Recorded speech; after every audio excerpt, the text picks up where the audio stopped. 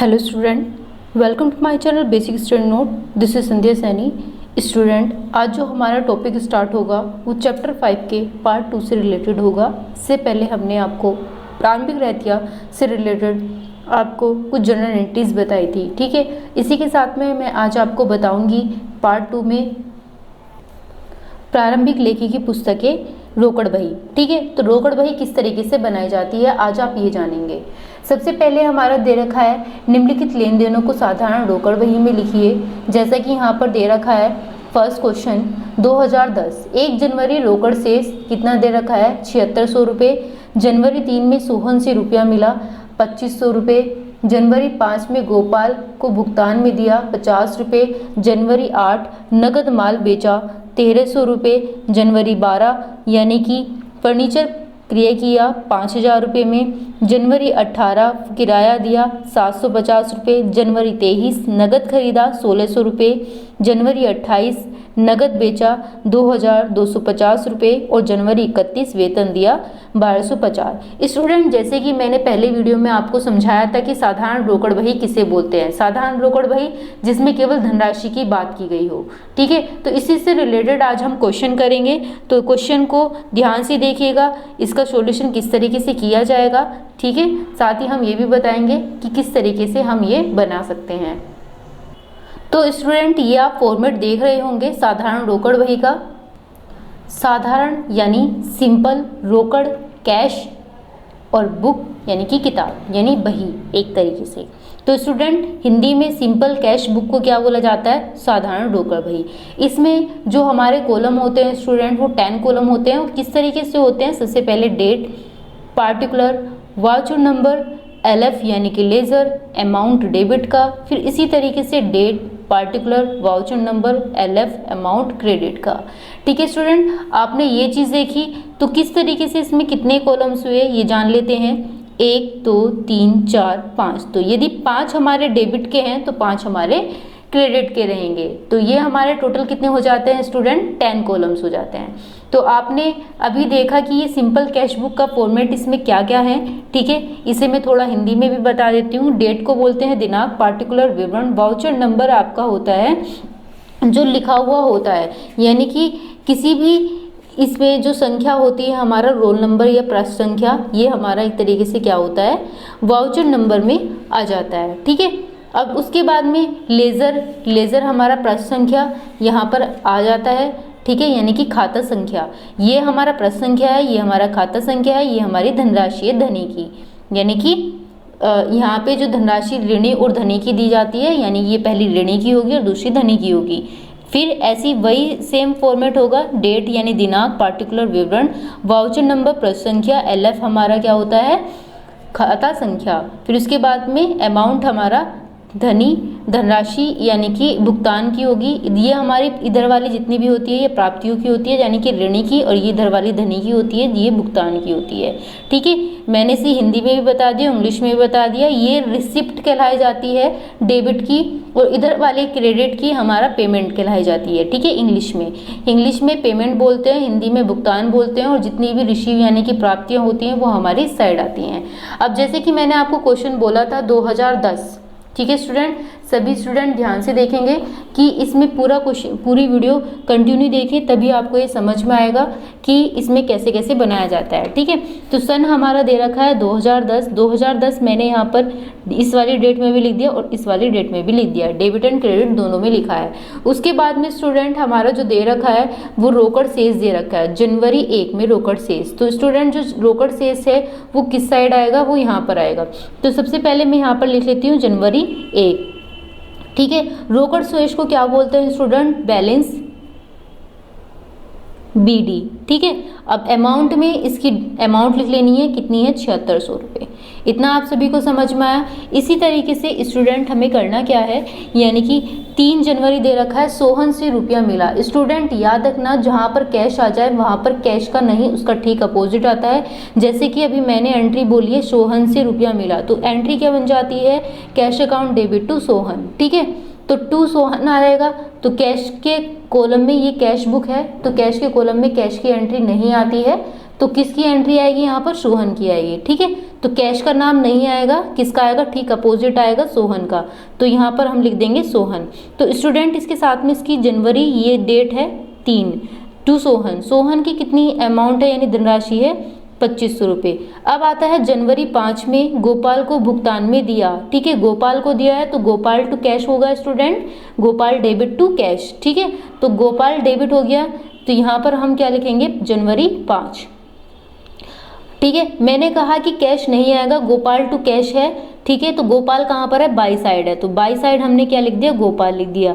Student इसके नाम के आगे हम अकाउंट नहीं लगाएंगे। ठीक है, तो हम कितनी अमाउंट आएगी हमारी यहाँ पर? 750 आएगी। इतना आप सभी को समझ में आया? जनवरी 8 नगद माल बेचा। जब हम नगद माल बेचते हैं तो हमारे पास क्या आता है? कैश आता है। ठीक है, तो cash account debit to sale. ठीक है, तो जनवरी 8 में बोला गया है, तो जनवरी 8 में कैश टू सेल, तो कैश का नाम नहीं आएगा, टू सेल का नाम आएगा, यानी कि बेचा है। ठीक है, हिंदी में क्या बोलते हैं? बेचा। इसे क्या लिखेंगे हम यहाँ पर? 1300 रुपये। इसी तरीके से स्टूडेंट फर्नीचर क्रिया किया है जनवरी 12 में, तो फर्नीचर अकाउंट डेबिट टू क्या लिखेंगे? कैश लिखेंगे। या फिर क्या कर सकते हैं हम यहाँ पर? क्रिया किया है तो स्टूडेंट परचेज टू कैश, तो यहाँ पर परचेज टू कैश लिखें या फर्नीचर टू कैश लिखें, एक ही बात होता है स्टूडेंट। तो यहाँ पर क्या लिखेंगे? जनवरी 12। ठीक है, बाय फर्नीचर। फर्नीचर खरीदा है, तो फर्नीचर खरीदा है कितने रुपए में हमने खरीदा है? यहाँ पर जो हमारा है 5000 रुपये में खरीदा है, तो हम यहाँ पर 5000 रुपये लिख देंगे। इतना आप सभी को समझ में आया? नेक्स्ट में देखिए जनवरी 18। जनवरी 18 में बोला गया है किराया दिया, तो जनवरी 18 में यहाँ पर लिख देती हूँ। ठीक है, किराया दिया। किराया दिया यानी कि रेंट। किराया को इंग्लिश में क्या बोलते हैं? Rent. Rent account debit to cash.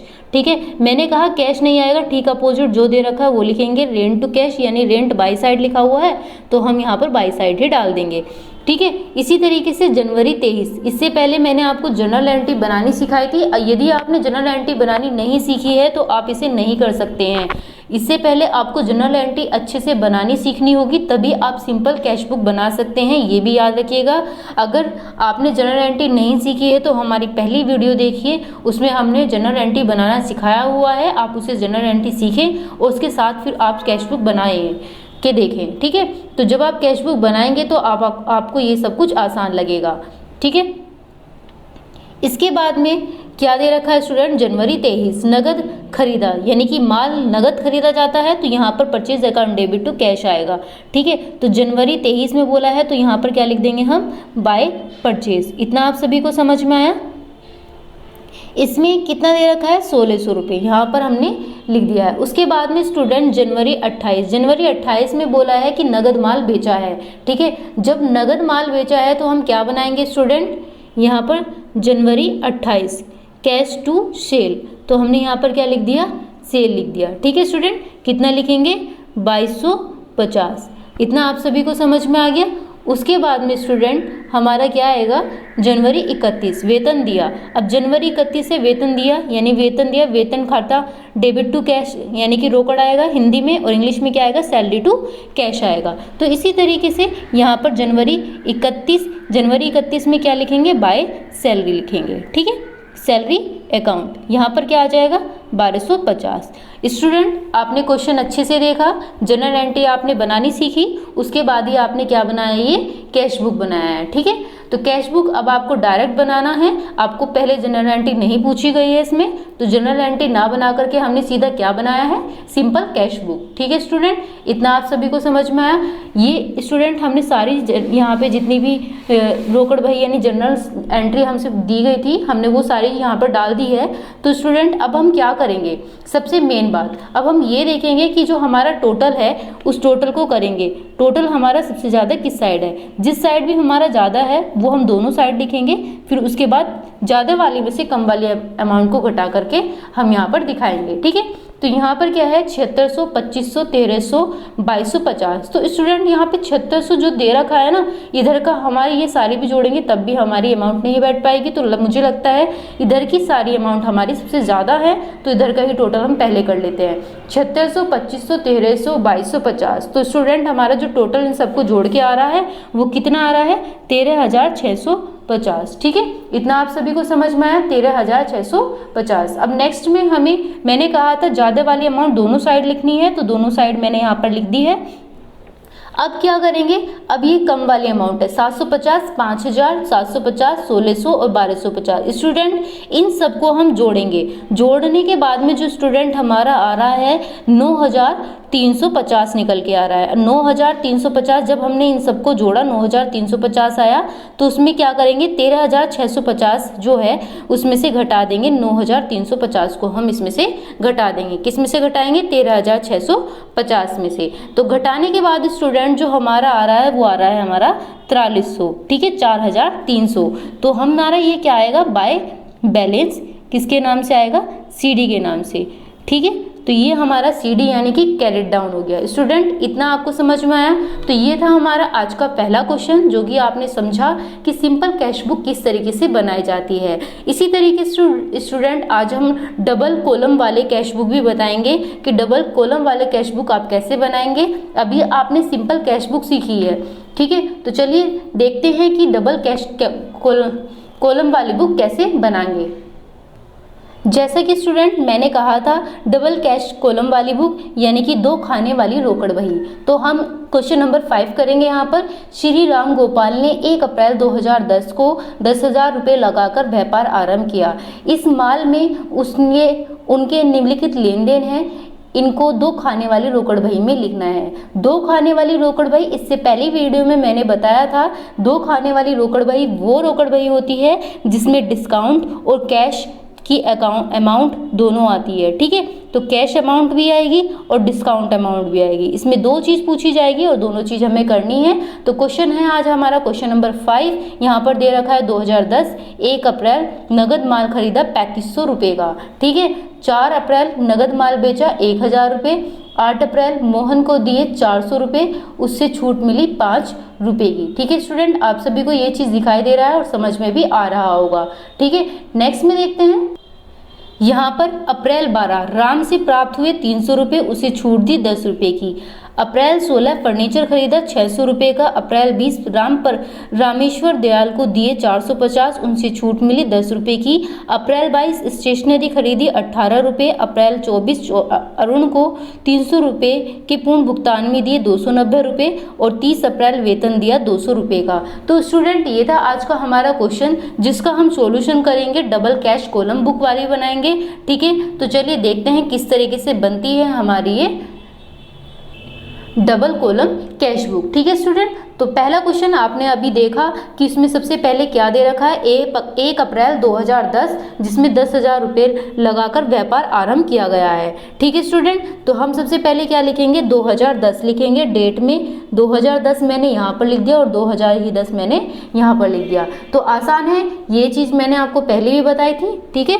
चलिए तो सबसे पहले हमारा जैसे कि व्यापार आरंभ करते हैं तो cash account debit to capital हम जनरल एंट्री बनाते हैं। तो हम क्या लिखेंगे यहाँ पर, टू कैपिटल लिखेंगे, टू कैपिटल अकाउंट। इसी के साथ हम इसकी यहाँ पर डेट भी डाल देते हैं। क्या दे रखा है, अप्रैल 1 दे रखा है, ठीक है। तो अप्रैल 1 में कैपिटल की जो अमाउंट दे रखी है वो कितनी दे रखी है, 10,000। स्टूडेंट अमाउंट दे रखी है, ना कि डिस्काउंट दे रखा है, ठीक है। डिस्काउंट जब भी पूछा जाएगा तभी हम क्या लगाएंगे, डिस्काउंट का यहाँ पर लिखेंगे अमाउंट, ठीक है। तो यहाँ पर खाली अमाउंट दे रखी है ये वाली, तो कितनी दे रखी है, 10,000। नेक्स्ट में क्या दे रखा है, 1 अप्रैल को ही नगद माल खरीदा गया है स्टूडेंट। तो 1 अप्रैल हमें यहाँ पर लिख देती हूँ, अप्रैल 1, ठीक है। 1 अप्रैल में नगद माल खरीदा है और नगद माल खरीदने की एंट्री हम क्या बनाते हैं, purchase account debit to cash. तो परचेज हमारा बाई साइड आ रहा है, ठीक है, बाई परचेजेस अकाउंट। तो कितना है स्टूडेंट इसका, 3500 रुपये। तो 3500 रुपये मैंने कहाँ पर लिख दिए, यहाँ पर लिख दिए, ठीक है। आप सभी को इतना समझ में आया। उसके बाद में स्टूडेंट अप्रैल 4 नगद माल बेचा। जब नगद माल बेचा है तो क्या लिखेंगे स्टूडेंट, 4 अप्रैल हम इस साइड लिखेंगे,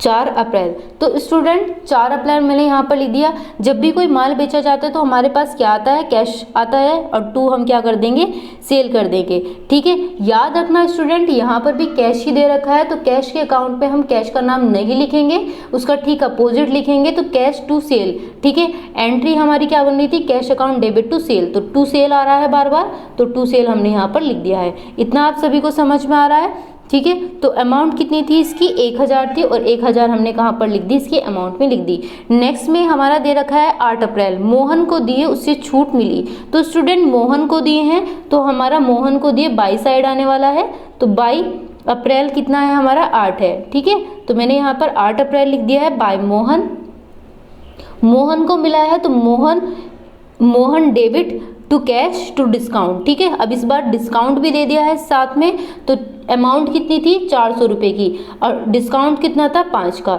देखो स्टूडेंट अब आगे डिस्काउंट, जैसे कि मैंने कहा था जहाँ पर डिस्काउंट बोला जाए वहाँ पर डिस्काउंट के उसमें ही हम लिखेंगे, ठीक है। डिस्काउंट के इसमें ही हम ये 5 रुपये लिखेंगे, ना कि अमाउंट के इसमें लिखेंगे। तो आप सभी को इतना समझ में आ गया। यहाँ पर डिस्काउंट नहीं पूछा गया तो इसलिए मैंने यहाँ पर डेस्क लगा दिया है। वैसे डेस्क नहीं लगाते हैं, लेकिन मैंने आपको समझाने के लिए, आप मिस्टेक ना करो तो इसलिए समझाने के लिए मैंने यहाँ पर लगा दिया है। इसका मतलब है यहाँ पर कोई अमाउंट नहीं आनी है, ठीक है। इतना आप सभी को समझ में आ गया। आप डेस्क भी लगा सकते हैं, इतना ये गलत नहीं होगा ये क्वेश्चन, ठीक है। आप यहाँ पर डेस्क लगा ले ताकि आपको आसान रहे कि यहाँ पर इसमें डिस्काउंट नहीं पूछा गया है, इसमें डिस्काउंट पूछा गया है, ठीक है। चलिए अब नेक्स्ट में क्या दे रखा है, 12 अप्रैल। 12 अप्रैल में राम से प्राप्त हुए उससे छूट दी, तो स्टूडेंट 12 अप्रैल दिया गया है तो राम से प्राप्त हुई उससे छूट दी, तो यहाँ पर 12 अप्रैल, अप्रैल को मैंने यहाँ पर डेस्क लिख दिया है, यहाँ पर लिख दिया मैंने 12, ठीक है। राम से प्राप्त हुआ है तो क्या लिखेंगे student, cash account debit, discount account debit to Ram, तो टू राम आ रहा है बार बार निकल करके, तो मैंने यहाँ पर टू राम लिख दिया है, ठीक है। कितने रुपए था, अब स्टूडेंट देखिए 300 रुपये तो अमाउंट दे रखी है और 10 रुपये हमारा क्या दे रखा है, डिस्काउंट का दे रखा है, तो मैंने यहाँ पर 10 रुपये डिस्काउंट के लिख दिए। नेक्स्ट में 16 अप्रैल फर्नीचर खरीदा है, furniture account debit to cash, ठीक है। तो इतना है कि 16 में बोला है तो बाय फर्नीचर आ जाएगा स्टूडेंट, तो यहाँ पर मैंने क्या लिखा है, फर्नीचर अकाउंट, ठीक है। कितने रुपए आएगा, 600 रुपये, तो मैंने यहाँ पर 600 रुपये लिख दिए हैं। उसके बाद में 20 अप्रैल यानी कि अप्रैल 20 में रामेश्वर दयाल को दिए, उनसे छूट मिली, ठीक है। तो अप्रैल 20 में रामेश्वर दयाल को दिया गया है, तो यहाँ पर क्या लिखेंगे 20 अप्रैल, तो बाय रामेश्वर दयाल, ठीक है स्टूडेंट। तो रामेश्वर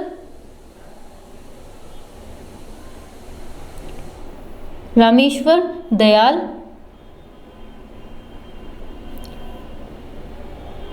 ठीक है। रामेश्वर दयाल कितना है, 450 रुपये इसकी अमाउंट है, और कितने रुपए का डिस्काउंट बोला है स्टूडेंट, 10 रुपये का डिस्काउंट बोला है, जो कि मैंने यहाँ पर डिस्काउंट के इस कॉलम में लिख दिया है, ठीक है। उसके बाद है अप्रैल 22 अप्रैल में स्टेशनरी खरीदी है, तो हमें क्या मिला है स्टूडेंट, स्टेशनरी मिली है, तो क्या लिखेंगे हम, stationery account debit to cash होता है, तो स्टेशनरी मैंने यहाँ पर लिख दी है, जैसे कि स्टेशनरी अकाउंट, ठीक है। तो कितने रुपए है स्टूडेंट, 18 रुपये है, तो मैंने यहाँ पर 18 रुपये लिख दिया है। नेक्स्ट में अप्रैल 24, ठीक है। अब अप्रैल 24 मैंने यहाँ पर लिखा है, उसने कहा है कि अरुण को 300 रुपये के पूर्ण भुगतान में दिए, अरुण को दिए हैं स्टूडेंट, तो बाय अरुण आ जाएगा, ठीक है, बाय अरुण आ जाएगा, अरुण यहाँ पर लिख दिया गया है। अब देखिए स्टूडेंट कितने रुपए था, देखो 300 रुपये पूर्ण भुगतान में दिए गए और 290 रुपये हमारे यहाँ पर आगे लिखा हुआ है। मैं आपको बुक में ही दिखा देती हूँ क्योंकि आप इसमें कंफ्यूज हो सकते हैं। आपकी कंफ्यूजन को दूर करने के लिए मैंने यहाँ पर बुक में दिखाया है, 300 रुपये यहाँ पर पूर्ण भुगतान में है, यहाँ पर 200 रुपये इसकी धनराशि दी गई है। तो स्टूडेंट इसने कहा है इसमें डिस्काउंट कितने रुपए का मिला है, 300 रुपये हैं, 290 रुपये दे दिए गए हैं पूर्ण भुगतान में, तो 10 रुपये का क्या हो गया स्टूडेंट, 300 में से 290 गए तो कितने बचे 10, तो 10 रुपये का क्या हो जाएगा स्टूडेंट, यहाँ पर डिस्काउंट हो जाएगा, ठीक है। आप सभी को समझ में आ गया ये, तो यहाँ पर लिखना है 290 रुपये और उसी के साथ में आपको यहाँ पर क्या लिख देना है, 10 रुपये यहाँ पर डिस्काउंट के लिखने हैं। ऐसे ही आगे क्या दे रखा है स्टूडेंट, 30 अप्रैल वेतन दिया, तो यहाँ पर क्या लिखेंगे 30 लिखेंगे अप्रैल, तो यहाँ पर लिखेंगे बाय सैलरी अकाउंट, ठीक है। तो 200 रुपये यहाँ पर मैंने यहाँ पर लिख दिया है। उसके बाद यहाँ पर कोई डिस्काउंट नहीं दे रखा है, तो ये आपका क्वेश्चन था और इस क्वेश्चन को अभी पूरा कंप्लीट नहीं हुआ है क्योंकि इसका भी टोटल बाकी है, तो टोटल भी कर लेते हैं स्टूडेंट इसका हैंड टू हैंड। टोटल करने के लिए हमें क्या करना होगा, सबसे पहले हमें देखना होगा ज़्यादा वाली अमाउंट को जोड़ेंगे और फिर कम वाली अमाउंट में से घटा देंगे। लेकिन स्टूडेंट इसमें एक नया टॉपिक जो है वो ये है डिस्काउंट का। जैसे कि मैंने कहा था स्टूडेंट जो डिस्काउंट का है, डिस्काउंट में हम ना तो ज़्यादा वाली में से कम वाली को घटाते हैं, जितना दे रखा है हम उतना ही नीचे लिखेंगे।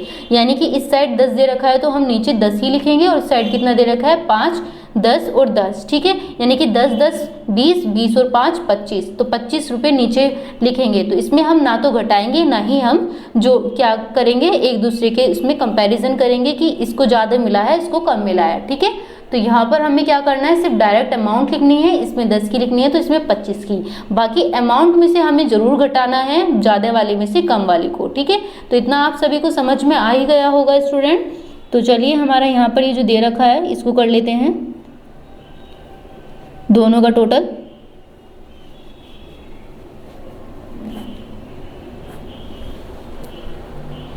जैसे कि मैंने कहा था डिस्काउंट यहाँ पर 10 दे रखा है तो मैंने यहाँ पर 10 लिख दिया, और यहाँ का डिस्काउंट जो दे रखा है यहाँ पर 25 दे रखा है तो मैंने यहाँ पर 25 लिख दिया है, ठीक है।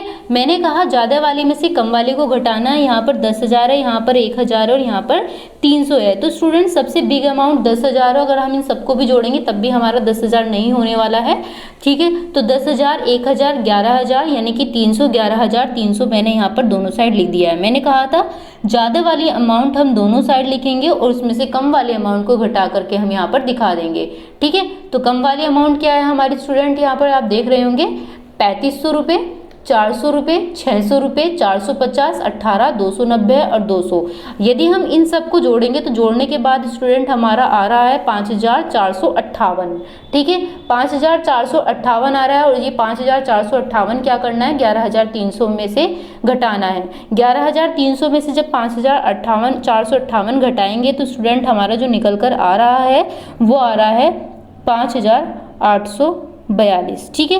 तो ये जो 5,842 आ रहा है ये बाय बैलेंस CD के नाम से आएगा, ठीक है। और ये जो लास्ट डेट डलेगी स्टूडेंट वो 30 अप्रैल की हमारी यहाँ पर डलने वाली है, ठीक है। तो यहाँ पर 30 अप्रैल हम यहाँ पर लिख देंगे। तो बाय बैलेंस CD हमारा जो निकल कर आया है वो हमारा इतना निकल कर आया है। और जो आप यहाँ पर देख ही रहे होंगे यहाँ पर 10 रुपये दे रखा है और यहाँ पर 25 रुपये अमाउंट यहाँ पर दे रखी है, ठीक है। तो ये हमारे डिस्काउंट की है और ये वाले ज़्यादा वाली में से हमने इन सब को जोड़ करके कम वाली घटा करके जो देखा है वो 5,842 हमारा आया है।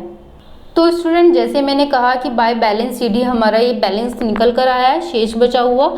तो हम इस बैलेंस को अगर हम इधर भी लेके आएंगे, शेष आगे ले गए हम यहाँ पर लिख सकते हैं। तो ये बैलेंस है हमारा, यहाँ पर क्या लिखेंगे BD, तो 5,842 और इस 25 रुपये को भी हम क्या कर देंगे हम यहाँ पर ले आएंगे, ठीक है स्टूडेंट। इतना आप सभी को समझ में आया कि यदि हम इसको भी हम इस साइड ले आएंगे तो हमारा ये डिफरेंस नहीं आएगा।